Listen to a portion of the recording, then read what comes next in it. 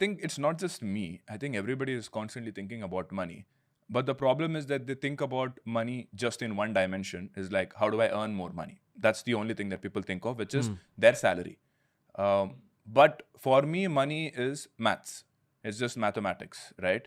And I'm not talking about your, differentiation and calculus and all of that shit. Simple algebra mathematics. And I look at money as the flow of money into your life and out of your life.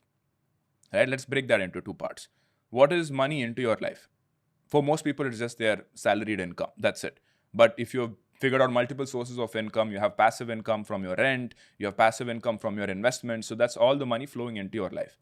Then once it hits your bank account, now we try to figure out how do we keep it as much as possible to ourselves. We're not getting into the growing part right now. We're talking about how do you keep as much of it as possible in your life. The second thing is learning how to optimize your expenses. Now, a lot of people don't really look at this carefully. I'm sure 99% of people over here have never even downloaded their bank statements and actually done some analysis on it.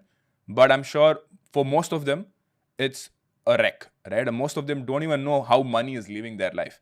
The third thing is planning for the worst case scenario, which is, okay, you've been earning money for the last 5 years, probably have 10 lakhs saved up, but one bad day in your life can wipe out half of the money. What is this? This is, you get a big medical injury or a medical bill and you cannot do anything about it. Whatever the hospital gives you, you have to pay. Next comes, how do you grow that money once it's in your bank account? Now, most people just stick to FD, gold, and probably buy a house, right? But that's mathematically not the right thing to do, right? You can invest in assets. We'll go deeper into it later on. But you can invest into assets which can grow as high as 15 to 25%, depending on how good you are. 25%? You can get there, right? I will explain how that works. So 15 to 25% every year is the possibility. 15% if you're somebody who's just going to invest and forget.